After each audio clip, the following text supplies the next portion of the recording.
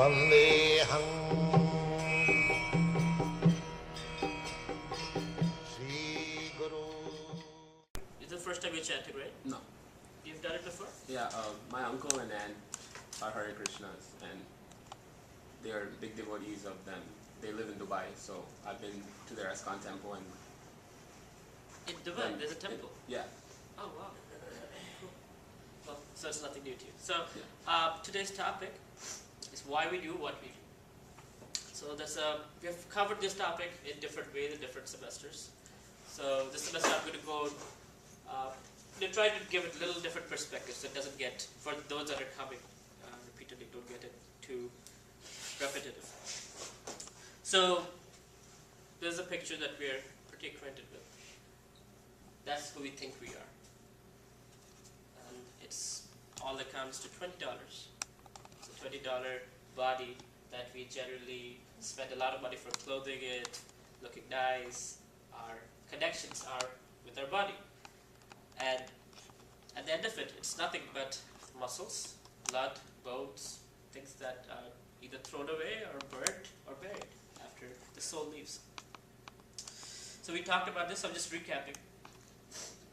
So there is more than just the body. We all have a mind.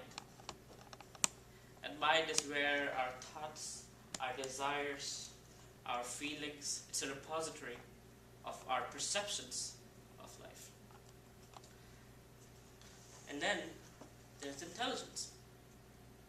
And intelligence is what helps us discern things. So when we were children, we would put anything in our mouth. Right now, we are a little bit more careful. We try to eat things that are healthy, or not everything, but things that are food category. Intelligence also helps us discriminate what is good, what is bad. According to people have different relative ideas, but nevertheless, intelligence helps us distinct things. And this is all based on who we think we are, the false sense of identity or the false ego. Ego means identity, false ego means false identity. And it's false because we are not this $20 body. There's a little bit more to us. So this is from Bhagavad Gita, chapter 2. Krishna starts speaking, and one of the first things he starts speaking is about the eternal and the temporary. The body is temporary. It changes from babyhood. We look at our baby pictures. We are growing older, young. Then suddenly, we become seniors and die out. But the sense of I, the consciousness, I exist, that doesn't change. For example, Tarun is still Tarun. That used to be 10 years ago. And Sneha will be Sneha 30 years from now, hopefully.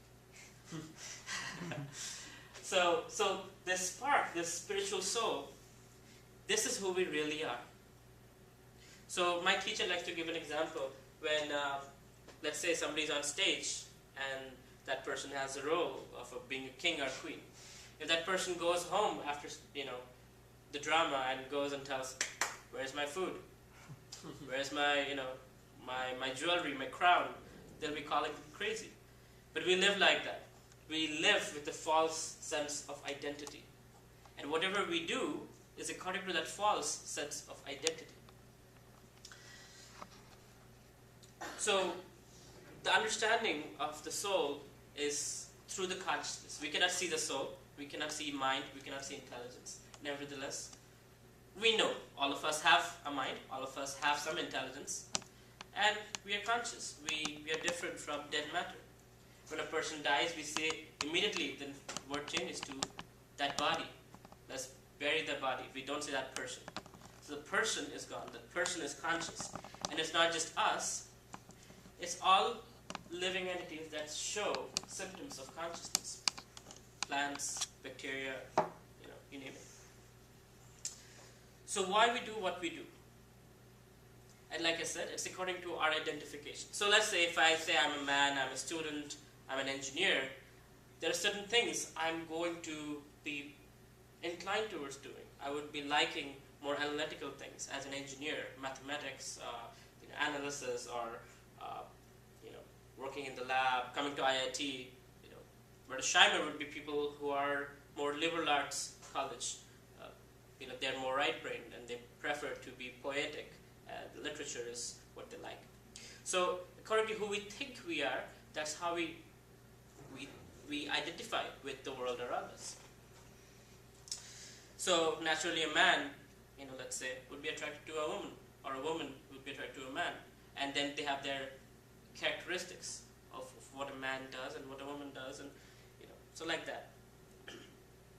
So the soul by nature is pure, because the soul is a part and parcel of the divine, of God. The other side, and it's conscious, of course. But here, right now, the condition we are in is we identify ourselves with matter, the $20 body. The body that is made up of the same elements that we see around us, chairs, tables. They are made of earth, water, fire, air, ether. So is this body. When we identify with matter, what happens is, we are conscious, dull and dead matter, the combination. It's a conditioned state. It's called conditioned because it's not natural. Just like air conditioned. Outside it's cold, here it's warm. Just the air is conditioned to be warm. It's not how it's naturally supposed to be, but it's different. So we are conditioned in a different state than what we are naturally are.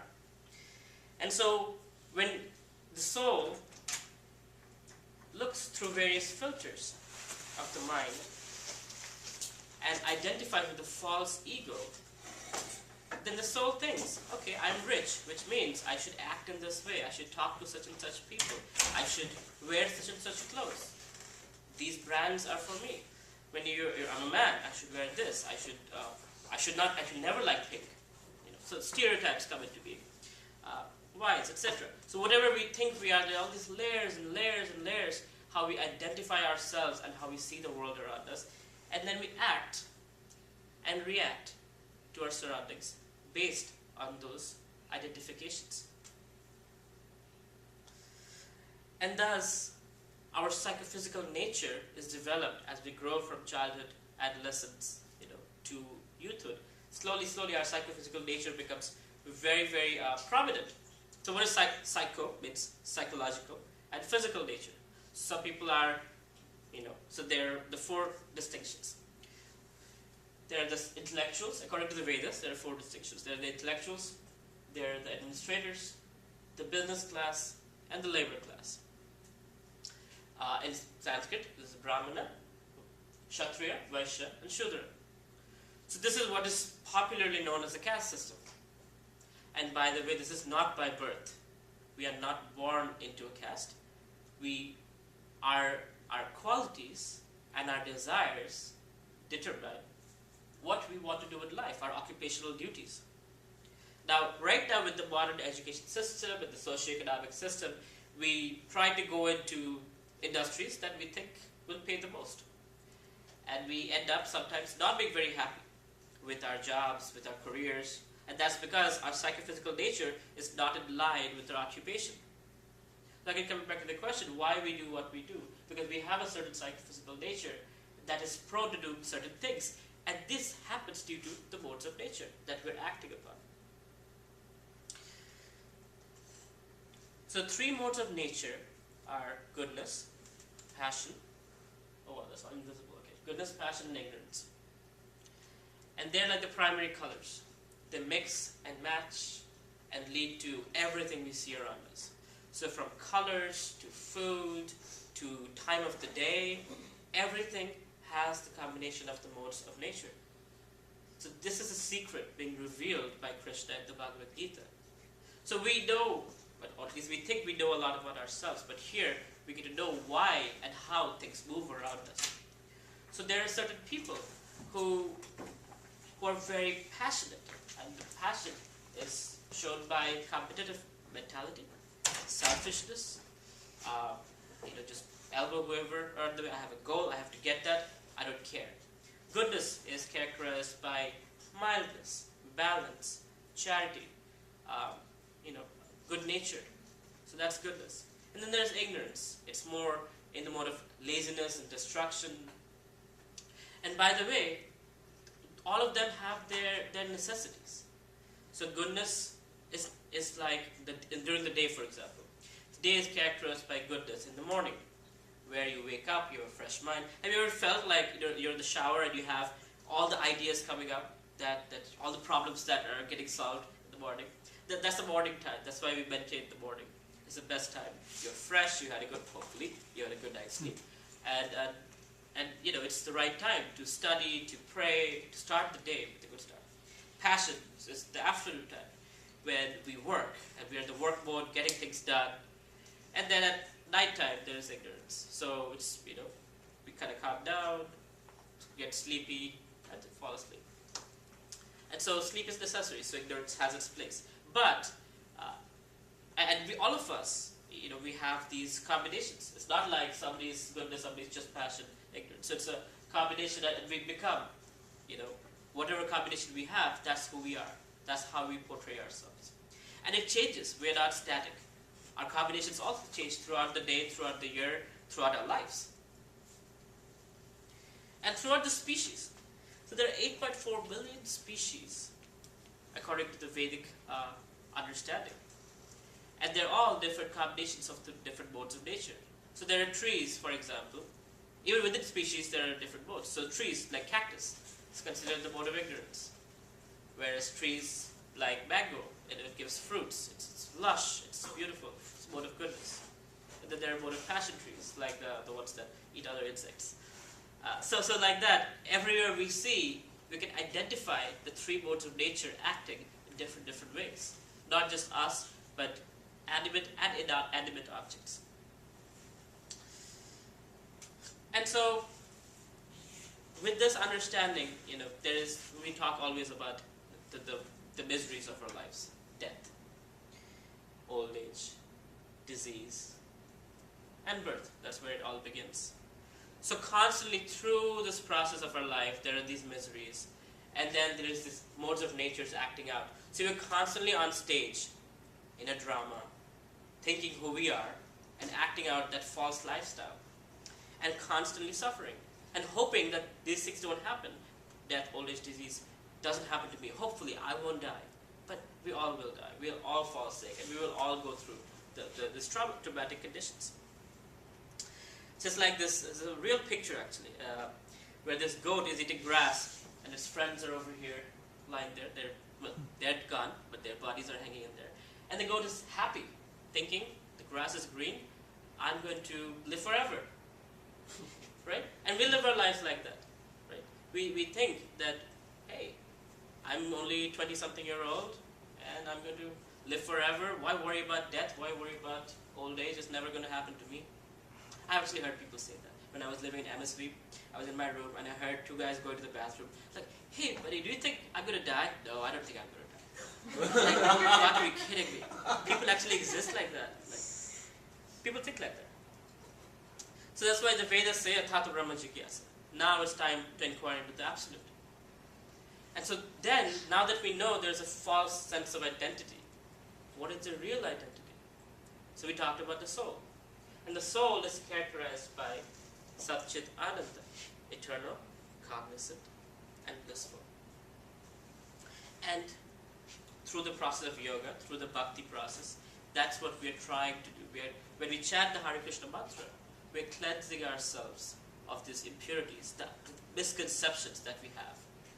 Because all our problems can be solved if we change ourselves right here.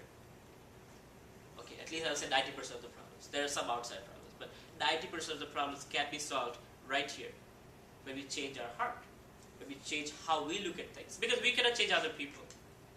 We are not that powerful, but we can change ourselves. And when we cultivate the spiritual conception, it's a cleansing process.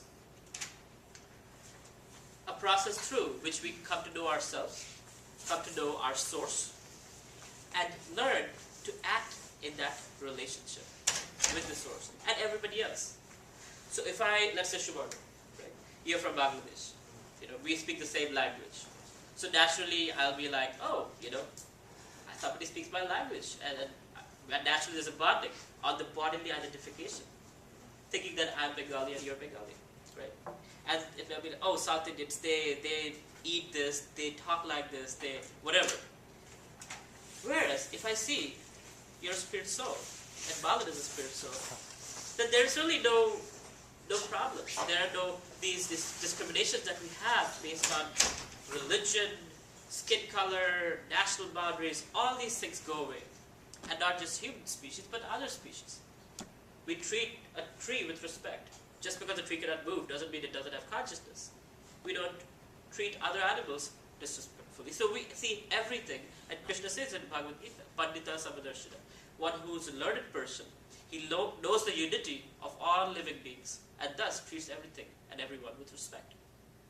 Now, we don't go hug a tiger, but at the same time, we don't disrespect it. We don't beat it up. We don't torture it. We let it be in the forest or in the zoo, wherever. And same thing with people. We know some people are envious, some people are friendly. We don't associate with those that are envious because, hey, why call for trouble? We go with friendly people. So, but nevertheless, we don't have any agenda against envious people or people who might be doing something that I don't believe in. So this whole, we get to see on car bumper stickers, they have this Om and a cross and yin and yang and all these things. They say coexist. Just putting a bumper sticker doesn't really help you coexist. And they say, we are tolerant. Tolerant by default means you're tolerating with your teeth clenched in. Like, oh, I'm tolerating the other religions. What's there to tolerate? Right? We are all acting in the modes of nature in different ways. So when you think about it, you don't have any grievance against other person. It's like a sleeping person who, a person who's not really awake. And he's dreaming and he might be shaking his leg a little bit, getting scared, laughing in his sleep. So that's how we're living our lives. Constantly pulled by the different modes of nature. And so the reason why we talked about the mind, the intelligence, and the false ego is because it is important to understand how it works to get out of it. We know we came through this door, so then we know how to get out of the door. So how it works is the senses. The senses come in contact with the sense object. So the child will take some dirt and put it in the mouth. Experience a taste. I don't like it. Throw it out, spit it out. Next time with the candy, oh, it's good. I like sweet candies. Right? So, like that, we discern. Our intelligence grows slowly as we grow up. And we like to like things and dislike things. And that's only natural. And then, everything we act is according to our idea of what will gratify my senses. So sense gratification is the key element that we think will give us happiness. And we live our lives, whatever we do is according to that. From eating to sleeping to our mating to defense, recreation, everything is based on sense gratification, satisfying our five senses. Now, one would think that person who has full freedom, full resources, unlimited sense enjoyment, like the sultans in Middle East, they have like 50 Rolls Royce and big palace, and you name it, they have it. But really, are they happy? Is Bill Gates happy? Is Oprah happy? Is all the movie stars happy? No. So it's not like sense gratification gives us happiness, but what we do, why we do, and why is sense gratification.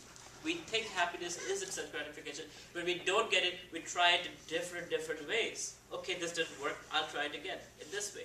And suddenly, before we know, our hairs go gray and we're like, oh man, what happened? My youth is gone. And then, even we try that in old age. And suddenly one day we die. Over, it's done. Right? So, what's the point of living an insane life? Einstein said, if you try something over and over again and expect different results, it's insanity. So we're living an insane life. We're constantly trying to be happy and hoping that the next goal will make us happy. And when we reach the goal, it's something else. The goal always changes, just like iPhones. There's a new model for a goal. And it never fully satisfies us. Even if it does, maybe it's for a very temporary time period, but then it's over. Whereas, we have seen in history and in current world, that people who are, even a little bit spiritually inclined, are happier people, are less affected by the miseries. And here is a process that gives you complete cure for this disease. What is a cure? Understanding the spiritual conception of life and living according to that.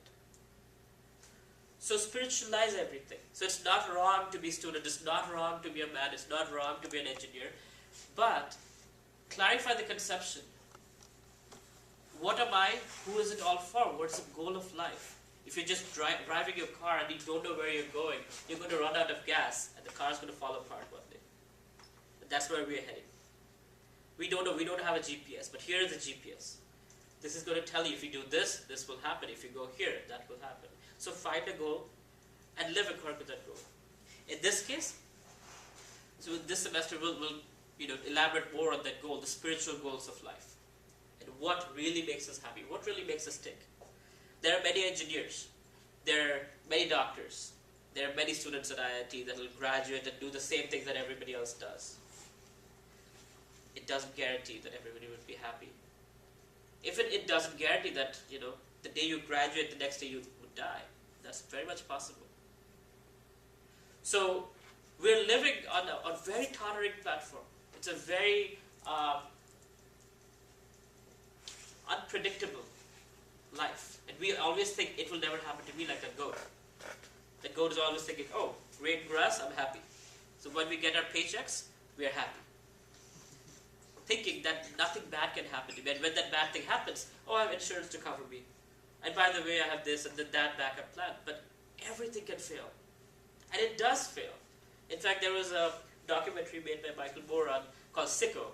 It's on people who have insurance in the United States and how much they suffer not getting health care. They paid for their lives, throughout their lives, and then when they really need it, they don't get it.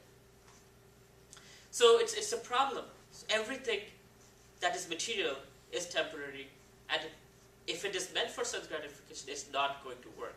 It's not going to give us happiness. And the slightest thing on the spiritual platform is tremendously beneficial. You will see, if you try, in Krishna House we live an exemplary lifestyle, where we wake up at a certain time, according to the proper modes of nature. We go to bed when it's mode of ignorance time. We wake up at mode of goodness time. So our body, we are living a life according to the laws of nature. There is a goal in life. And what is that goal? What is the goal, Shiva? Let's live in Krishna House. The ultimate goal is to serve Krishna. And get out of this material world, spiritual world. So get out of this death, old age, disease, birth process. That's the goal of life. And when you think about it, it's a really big goal, but it's very much attainable. It's very much attainable. And there are many, many, many people who have attended. Of course, of the 6 billion population, there might be less than 1% who are even thinking about it, but it's very much attainable. So, why go in the conveyor belt lifestyle? Try something out. Try it out for a few months and see what change it makes. For me, I can share that this process of Bhakti Yoga has reduced my greed, my envy, my anger. It has really helped me kind of slow things down a little bit from passion. I'm very much in the mode of passion kind of person. But then kind of get up to goodness where you can see how the modes of nature are working. And stop yourself and control yourself and regulate yourself. It gives you a lot of control over yourself. Rather than sense objects controlling us, we get to control us and things around us. And when you do that, it's like difference between an alcoholic person and a sober person, a person who is intoxicated. I was an RS. I have seen many, many students. Every time 21 years old, they turn 21, they'll drink all kinds of things, come back at midnight and throw up for all night. It's just like, and they're not in their control. People do all kinds of really cruel things just to joke around, but that's what our condition is. If you're sleeping, spiritually asleep, we will be doing a lot of hard work. At the end of the day, we will end up with nothing in our hands. So time to wake up and take one step. And then that can be chanting, like we did today. We can do that every day. We eat what is healthy for the body, nourishing. Read scriptures. Read the books that give us the GPS location, give us directions. Take guidance, build friendships. And then, together we can all learn and move in the right direction with the proper arrow heading towards a certain goal. Rather than whatever the senses say, whatever the mind says I do. Right? Okay. So we'll end here. Any questions?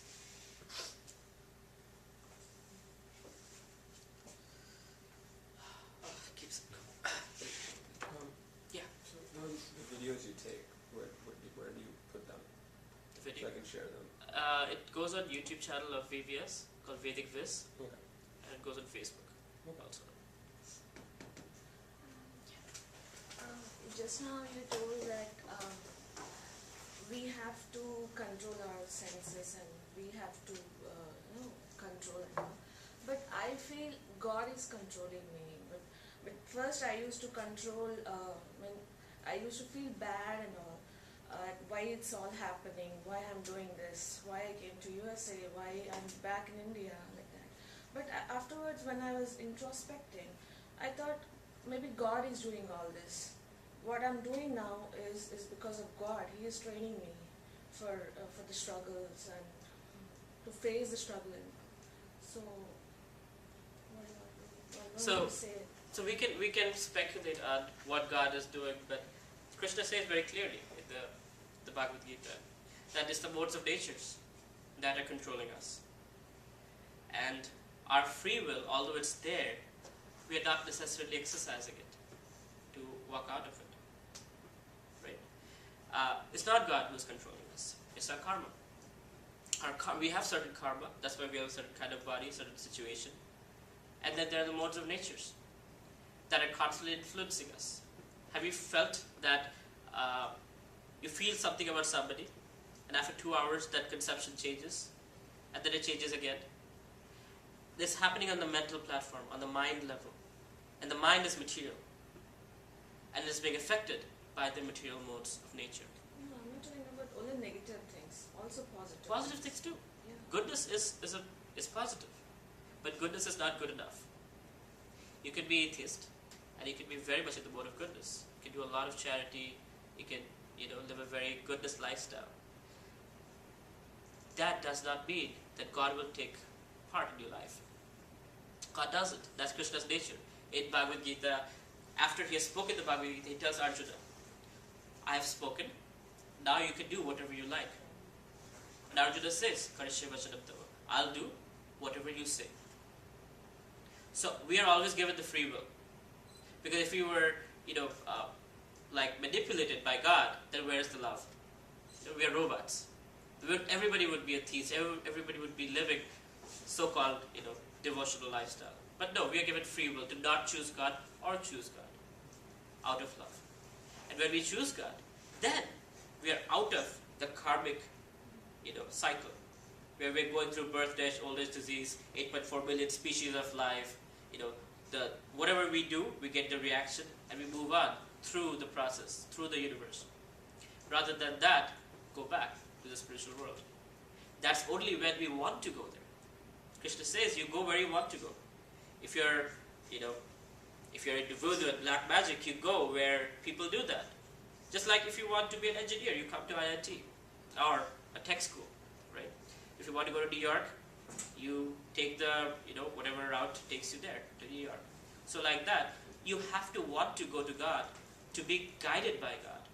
Otherwise, you're on a process created by God called the karma cycle. Everything that's happening is material, and it's ruled, governed by higher laws of nature. And God is not taking any part of that. He has just created the system. Does it make sense? But when we wake up to our God consciousness, then we are inviting God to take part in our lives and guide us in the right direction. And Krishna says in chapter 10, text 8, Dadami buddhi yogam tam yena mamapayatite. I give you the intelligence by which you can come to me. Intelligence and knowledge. That's the Bhagavad Gita. Does it answer? Any other questions? So I was after the last lecture, it was like simple life you were talking about. I was seeing an article in Yahoo. Usually I don't read, but it got stuck me. Somebody left the job for session, something I was curious to read, but so it's not spiritual, but it made sense in that context. Like one guy, he was like very young, he became a manager or CEO of a big company, around 40 people works under him. Suddenly he got a instruction from the boss that remove 41 people from your group. So he removed 41 people plus himself. And then he quit the job.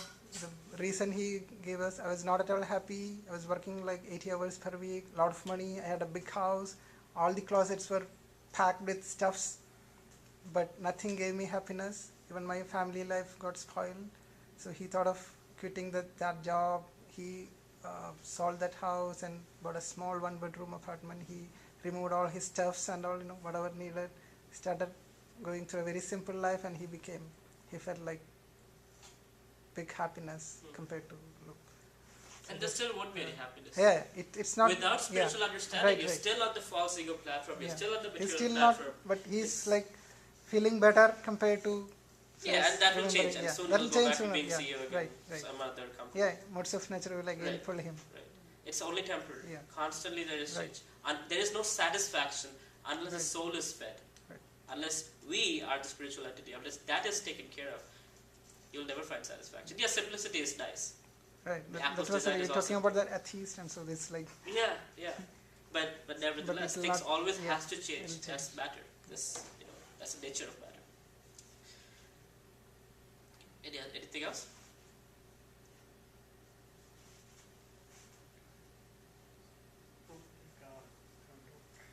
Can chanting nullify the effects of past life karma?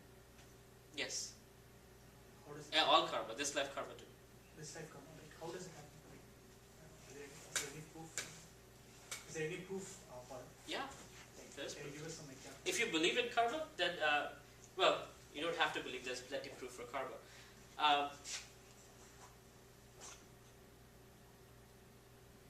So people's karma is predicted by, let's say, horoscopes and whatever things you have on your palm. That way people predict what's going to happen. This is your karma, you're going to have 2 wives and blah, blah, blah, like that, right? So when you come to a Krishna conscious lifestyle, your lines do change. Actually, mine have changed. These things change. Your horoscopes don't match the life you're living. And I know somebody personally whose horoscope said that he would be passing away in 2003. That person is alive and happily serving Krishna and doing a fantastic job at it. And he did have a very fatal condition at that point, what the horoscope predicted. But the aftermath of that was very different. So things do change. Karma, you're out of the cycle of karma as soon as you are taking shelter of Krishna. Because the behavioral, the material side of things, that's not you. That's not the soul. The soul is only awakened when God or anything spiritual is there to awaken the soul. So one can be a very, very gruesome, let's say, a terrorist. And such a person's heart can be transformed through this process. And you see people, especially when the Hare Krishna movement started in the West, it was mostly hippies and people who didn't have the best background. We didn't have doctors and engineers. It was drug dealers. It was people who were, in nude communities or things like that, who were completely had a transformation of heart. And they were doing things that they never thought they would do. Of course, there were great other people, normal people too. But for me, it's a, like for example, I told the story. I'll tell the story. So there was this person named Upendra. That's a spiritual name. I don't know his material name.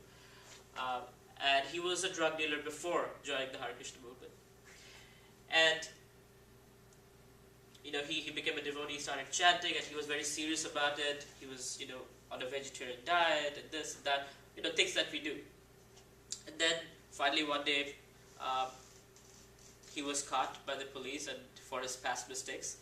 And he came to his spiritual master and told him, I have done a lot of things in the past, and I will have to go to jail for this. I just want to let you know. He said, okay, just try to follow, just chant as much as possible. If you cannot follow the other regulations, that's okay, but chant.